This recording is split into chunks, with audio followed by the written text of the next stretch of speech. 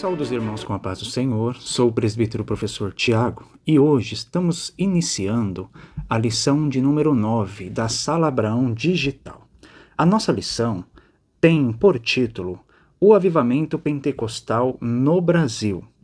O texto áureo está lá em Atos 19, 5 e 6, que diz assim: E os que ouviram foram batizados em nome do Senhor Jesus.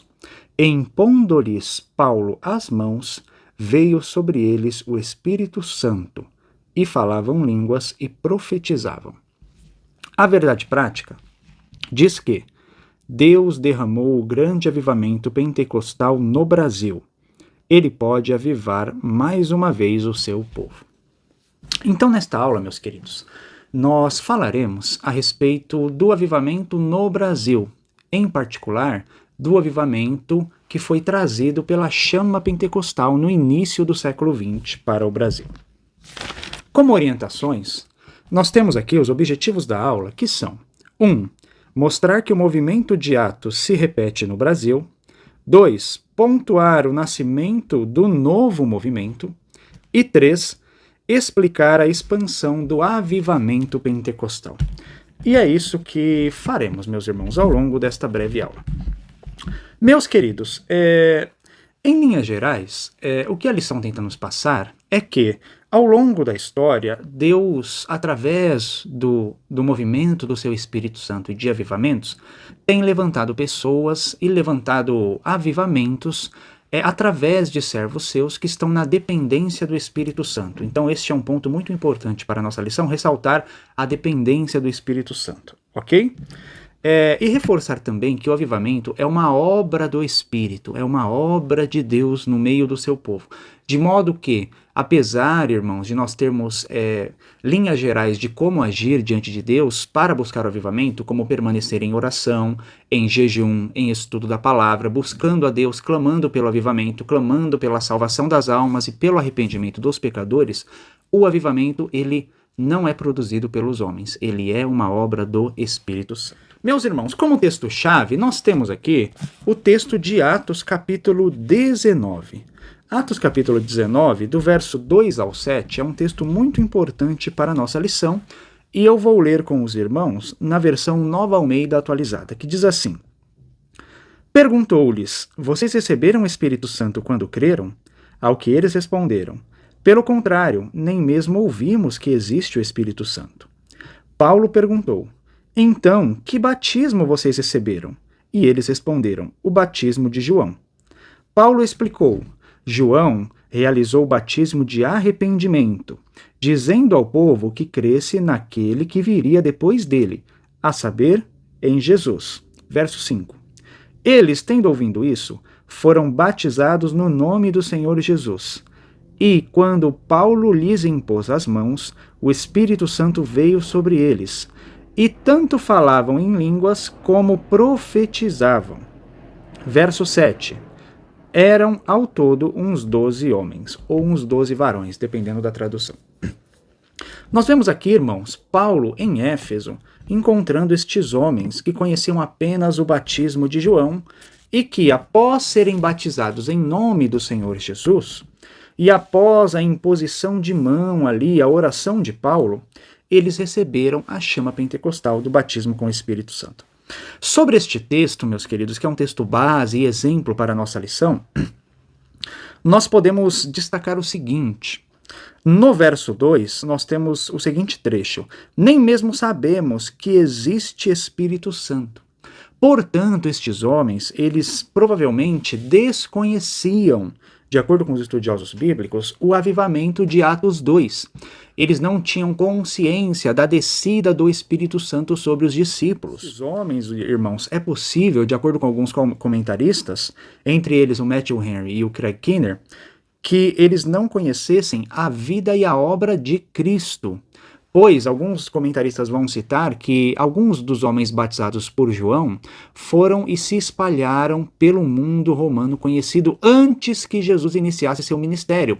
Pois, quando Jesus inicia seu ministério e é batizado por João, João já estava batizando. Então existiram pessoas que foram batizadas antes de Jesus, ok? No verso 4, meus queridos, nós vemos que eles são rebatizados. Eles já haviam sido batizados em nome lá no batismo de João, na verdade, e eles são rebatizados em nome de Cristo. O batismo de João era para o arrependimento dos pecados, irmãos. Mas o batismo de Cristo, ele serve também para o reconhecimento da chegada do Messias, do envio do reino de Deus ao mundo, do Filho de Deus ao mundo, e da morte e ressurreição de Cristo. Então, o batismo em nome do Senhor Jesus reconhece exatamente isto, o senhorio de Cristo, como Deus, como Filho de Deus, como Salvador da humanidade. Portanto, reconhece a obra de Cristo. Ok? E ali, meus queridos, talvez eles ainda aguardassem a vinda do Messias. E quando eles recebem a mensagem de Paulo e são batizados em nome de Jesus, eles reconhecem que o Messias prometido ali por João já chegou. Verso 6, o Espírito Santo veio então sobre eles. Então, irmãos, primeiro eles estão arrependidos dos seus pecados e recebem o batismo de João. Depois eles reconhecem a obra e o senhorio de Cristo e recebem o batismo em nome de Jesus. Nesse sentido, eles são rebatizados. E, por fim, irmãos, eles recebem a imposição de mãos dos apóstolos e recebem o Espírito Santo. Uma vez que eles se arrependeram dos seus pecados, uma vez que eles reconheceram a vida e obra de Cristo e o seu senhorio, agora eles recebem o Espírito Santo por imposição de mãos. E aí eles manifestam os dons espirituais, falando em línguas e profetizando. Isto é, os dons, o dom da profecia acompanha o batismo. Cabe mencionar que alguns autores, como Matthew Henry, vão apontar o seguinte, que este profetizar também pode significar no original um sair proclamando as maravilhas de Deus. Então, é provável que estes homens, ao profetizar, eles tenham se tornado proclamadores do Evangelho. Ao que o próprio Matthew Henry, irmãos, vai dizer que é possível que estes 12 varões tenham sido escolhidos para o ministério na igreja de Éfeso, porque Paulo vai ter um ministério muito produtivo na cidade de Éfeso, ao que depois Paulo vai entregar ali antes da sua morte, da sua partida, vai conversar com os crentes de Éfeso, e Matthew Henry vai dizer que esses 12 homens podem ser futuramente 12 líderes da igreja de Éfeso, ok? E aí, o Matthew Henry ainda, irmãos, vai falar que desconhecer o Espírito Santo é tão incompatível com o Evangelho e com o cristianismo, quanto desconhecer a Cristo.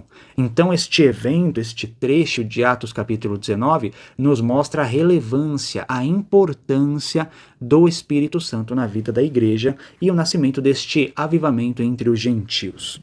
Sobre o texto de Atos, irmãos, de Atos 19, ainda cabe mencionar duas coisas. Que este texto, de maneira bastante clara, ele aponta para duas experiências da vida do crente. A primeira, a experiência de conversão, e a segunda, irmãos, a experiência do batismo no Espírito Santo. Então, assim como a teologia pentecostal tem estabelecido ao longo do tempo, irmãos, e os teólogos pentecostais, nós separamos a experiência pentecostal em duas. Primeiro, a experiência da regeneração ou da salvação e conversão, e em segundo lugar, a experiência da segunda bênção, ou do batismo com o Espírito Santo, do revestimento de poder, ok? Se os irmãos forem estudar as teologias sistemáticas, os irmãos vão ver essa experiência da segunda bênção, do revestimento de poder, de forma recorrente na maioria dos escritos pentecostais.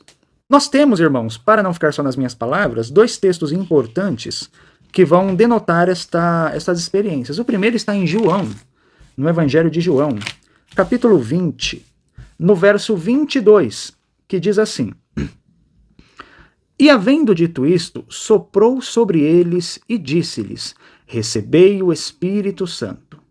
Aqui, irmãos, os discípulos estão recebendo o Espírito Santo já. Então, quem é salvo, quem passou pelo arrependimento, regeneração e conversão, já recebeu o Espírito Santo, mas neste evento eles não falam em línguas. Então Cristo está ali dando o Espírito Santo a eles, soprando o Espírito Santo sobre eles, mas não está manifestando os dons espirituais. Experiência primeira, experiência da regeneração, da conversão. Ao contrário, quando nós vamos lá para Atos, no capítulo 2, que é um capítulo conhecido, mas também no capítulo 1, meus irmãos, Atos capítulo 1, nós temos ali alguns textos muito interessantes, dos quais nós podemos destacar o versículo 4 e o versículo 5, quando diz assim: E comendo com eles, deu-lhes esta ordem: Não se afastem de Jerusalém, mas esperem a promessa do Pai, a qual vocês ouviram de mim. porque João, na verdade, batizou com água. Mas vocês serão batizados com o Espírito Santo dentro de poucos dias. Verso 8. Mas recebereis poder ao descer sobre vós o Espírito Santo, e serão minhas testemunhas. Então nós vemos aí outra promessa do Espírito, em um evento que aconteceu depois do texto de João, depois de Jesus haver soprado. Jesus manda que eles busquem para receber a promessa do Espírito, para receber o poder do Espírito, que na palavra de Jesus, no discurso de Jesus, é uma coisa subsequente, diferente, uma segunda bênção do Espírito Santo, além daquele primeiro sopro. Portanto, nós temos duas experiências distintas: salvação, regeneração, e batismo com o Espírito Santo, recebimento e revestimento de poder. A doutrina da segunda bênção. Ok, meus queridos? Basicamente, irmãos, essas são as diretrizes que nós temos ali no texto de Atos dos Apóstolos, capítulo 19, e seus desdobramentos mais imediatos. E aí a nossa lição, ela vai nos dar ali um panorama geral a respeito dos fundadores e da fundação da Assembleia de Deus e da chegada do pentecostalismo em terras brasileiras. Sobre isso, meus queridos, nós vamos dividir aqui em 3 partes, então. Primeiro eu vou falar para vocês um pouco da vida dos fundadores, primeiro Gunnar Wingren, depois Daniel Berg. E na terceira parte, meus irmãos, nós vamos falar também um pouco da expansão deste avivamento pentecostal no Brasil. Inclusive, eu quero pontuar alguns trechos que o autor não pontuou, mas que eu considero importantes. Adolf Gunnar Wingren, meus irmãos, junto com Daniel Berg, o fundador das Assembleias de Deus no Brasil. Adolf Gunnar Wingren nasceu em 1879 e morreu em 1933. O local do seu nascimento é Östra Husby, em Östergötland, na Suécia. O seu pai era um jardineiro e durante algum tempo o seu pai era o dirigente da escola dominical da Igreja Batista local. Gunnar Wingren, irmãos, recebeu seu chamado aos 9 anos de idade. E ele era conhecido, irmãos, por ter o costume na sua família de ser uma criança, né, um jovem adolescente, um pré-adolescente, que tinha o costume de orar bastante. Ele mesmo conta que ele se desvia por volta dos 12 anos de idade e recebe novamente o seu chamado aos 17 anos de idade. Aos 18 anos, Gunnar Wingren é batizado nas águas na Igreja Batista de Wacka, na Suécia também, em Småland, na Suécia. E em 1903, Gunnar Wingren é atingido pelo que eles chamavam de febre dos Estados Unidos da América. Ele decide viajar para os Estados Unidos, assim como muitos outros fizeram antes dele, e era um costume comum nesta época. E Wingren, irmão, em 1903 vai para os Estados Unidos até que finalmente ele se fixa no Kansas, lá na casa do seu tio, Carl Wingren. Em 1904, ele vai para Chicago. Então ele fica um tempo ali no Kansas com o seu tio. Em 1904, Wingren vai do Kansas para Chicago. Para quê, irmãos? Qual era o seu objetivo? Era ingressar no seminário. Então ele começa o seu curso de teologia no Seminário Teológico Sueco Batista, ali na região de Chicago, irmãos. Ele cursa ali o seu curso completo, né, de teologia. Em 1909, ele se forma em teologia. Então ele já estava ali há um bom tempo nos Estados Unidos. E neste mesmo ano, ele conhece Daniel Berg em uma conferência batista ali na região de Chicago, irmãos. Quando ele se forma em teologia, irmãos, ele assume o pastorado da primeira igreja batista em Menominee, no Michigan, e segue o pastorado nessa igreja. Ainda em 1909, ele pastoreia essa igreja por cerca de 1 ano, aproximadamente. Gunnar Wingren, ele pede uma licença da igreja para participar de uma conferência, irmãos. Uma conferência na primeira igreja batista sueca em Chicago. E nesta primeira igreja batista sueca em Chicago, nesta conferência, irmãos, ele recebe o batismo com o Espírito Santo após buscar incessantemente durante 5 dias. Em 1910, após o Wingren volta para a sua igreja local, ele começa a pregar sobre o batismo com o Espírito Santo e, por causa de alguns problemas, ele sai do pastorado. E em 1910, ele assume o pastorado em outra igreja, na primeira igreja batista sueca em South Bend, Indiana. Ali, irmãos, ele prega novamente o batismo com o Espírito Santo e a igreja abraça a doutrina pentecostal. Vários irmãos são batizados no Espírito Santo ali em South Bend, Indiana. E ali na sua igreja, irmãos, nos muitos cultos, campanhas, etc., ele já conhecia Daniel Berg nessa época, um dos irmãos, chamado Adolfo Woodin, que os irmãos, ao lerem os livros de história da igreja, às vezes ele recebe o nome de Olaf Woodin também, e o Israel de Azevedo também o chama de Adolfo Udine, tá? Só para os irmãos saberem que é a mesma pessoa. Ele é um membro da igreja, e em um dos dias, em um dos cultos, ele profetiza para Wingren. E olha que interessante como está registrado, irmãos. Ele profetiza que Gunnar Wingren iria para um lugar cujo nome era Pará. Pará. Ele profetiza que Gunnar Wingren pregaria para um povo simples, para um povo humilde. Ele profetiza, irmãos, que este lugar era um lugar de fala portuguesa, era um lugar que falava português. E olha que interessante, irmãos. Ele profetiza também que Wingren, ele acharia e encontraria uma esposa, e que a sua esposa teria o nome de Strandberg. Anos depois, Gunnar Wingren se casa com Frida Maria Strandberg. Olha que interessante a obra de Deus, irmãos. E aí acontece todo este movimento até Wingren receber esta profecia do irmão Adolf Woodin, ok? Na sua própria igreja em South Bend, Indiana. Aqui nós encerramos Gunnar Wingren porque aqui ele se encontra com Daniel, né, irmãos? E vem para o Brasil. Daniel Berg, na verdade, se chamava Gustav Hogberg, ok? Ele assume o nome de Daniel para ficar mais fácil entre os brasileiros, mas o seu nome era Gustav Hogberg. Nascido em 1884, faleceu em 1963. O seu nascimento ocorreu na cidade de Vargom, na Suécia. E detalhe, irmãos, Daniel Berg era amigo de infância de Levi Petrus, que era um sueco ali que era o líder da igreja pentecostal na Suécia e muito influente na teologia pentecostal brasileira. Em 1899, Daniel ali se converte e é batizado na Igreja Batista de Hanum, ali na Suécia. Em 1902, um ano antes de Gunnar Wingren, ele também é atingido ali pela febre dos Estados Unidos e vem para a América. Na América, ele se especializa como fundidor, trabalha na área ali da metalurgia. Ele fica trabalhando na América durante algum tempo, servindo a Deus. Em 1909, ele recebe o batismo com o Espírito Santo. E olha o detalhe, irmãos. Neste ano, ele viaja de volta para a Suécia para encontrar partes da sua família.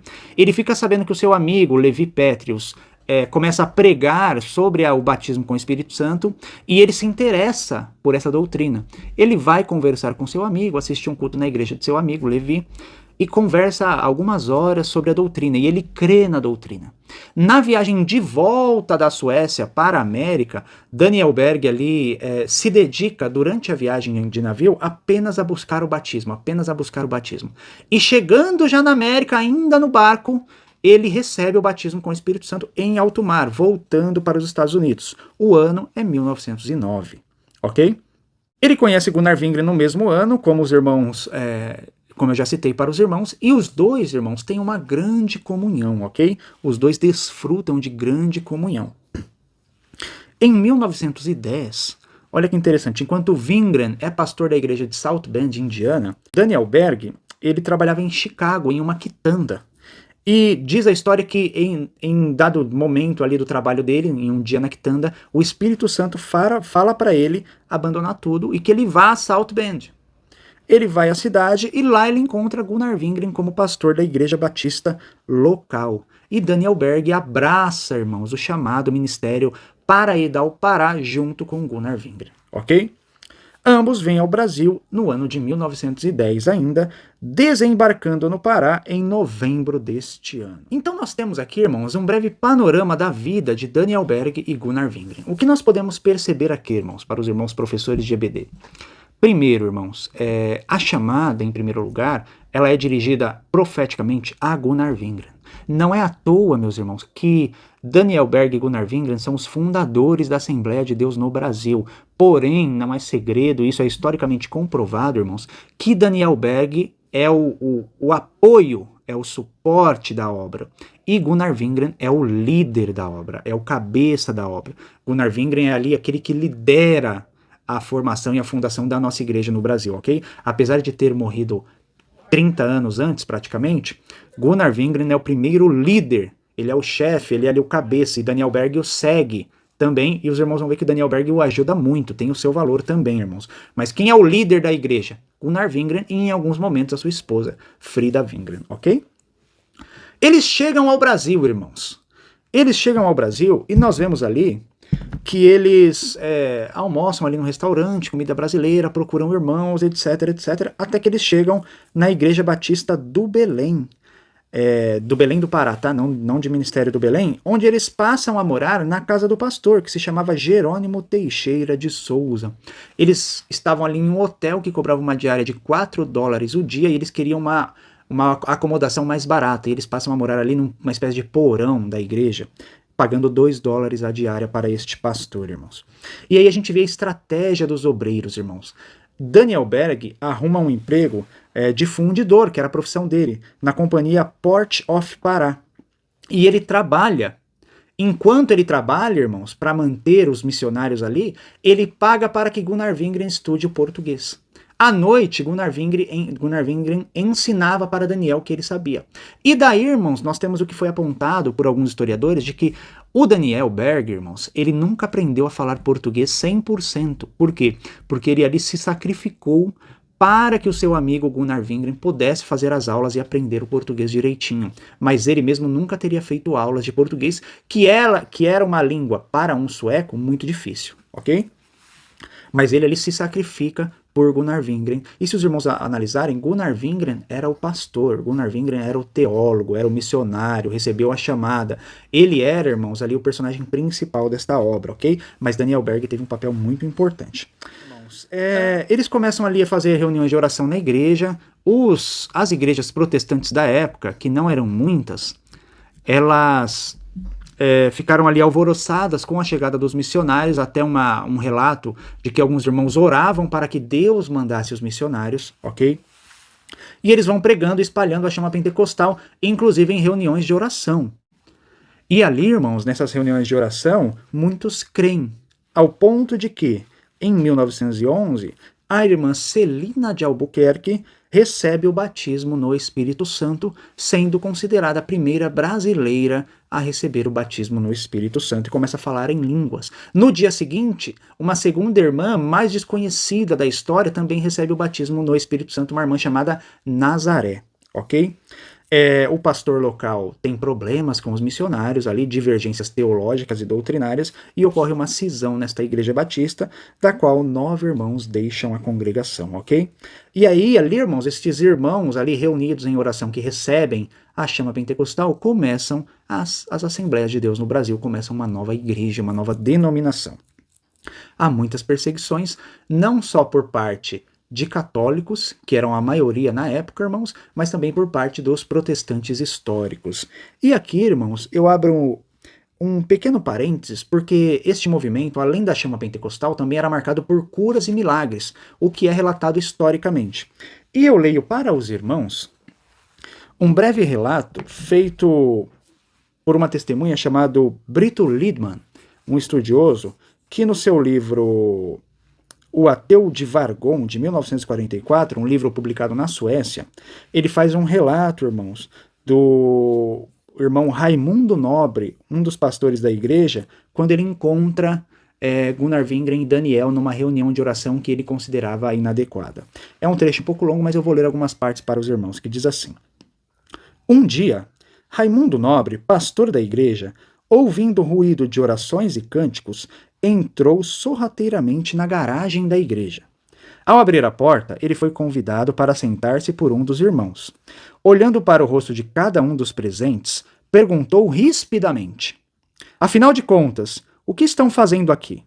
Gunnar Wingren respondeu: Reunimos algumas pessoas para louvar a Deus. Não podem fazer isso na igreja? Por que escondido justamente aqui embaixo?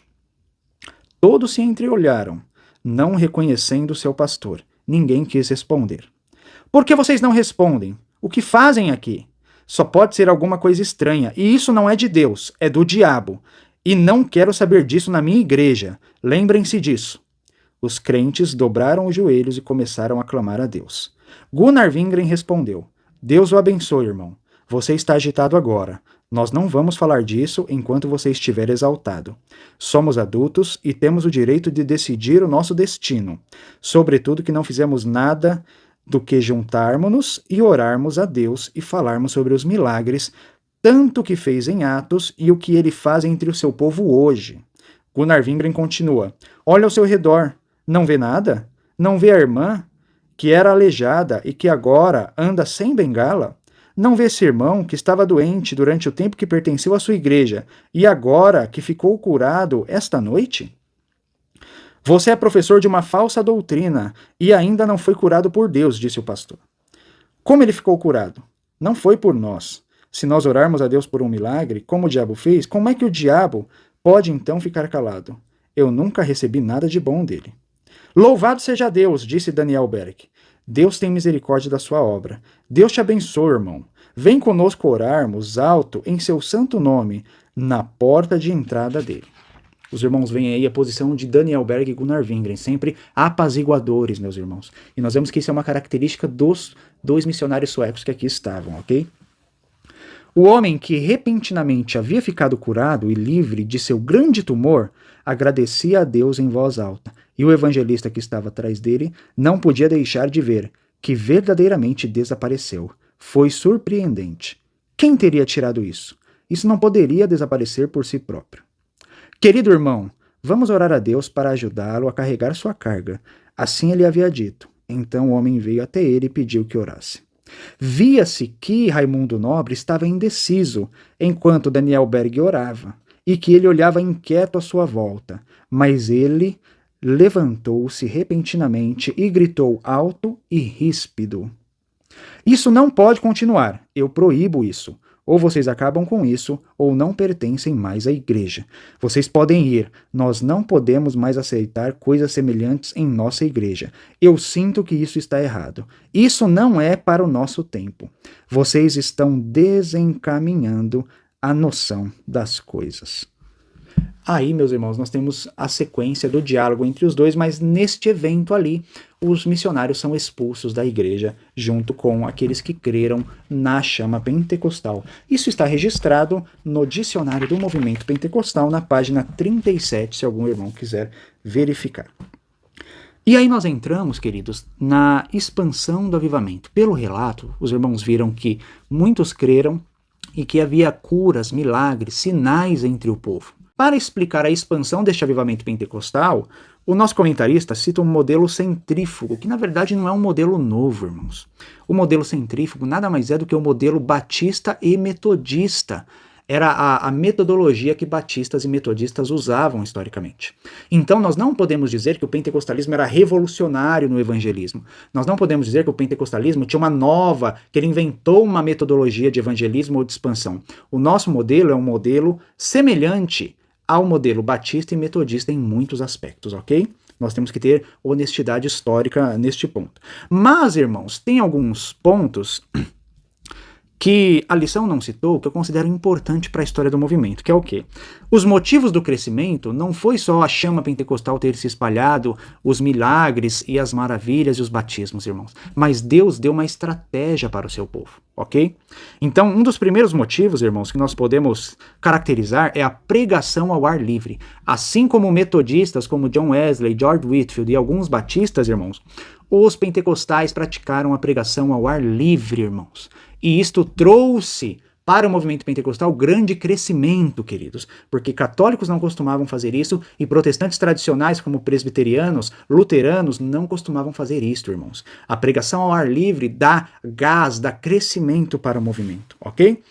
Isso é semelhante ao que nós vimos nos avivamentos nos séculos 18 e 19 na Inglaterra e nos Estados Unidos, ok?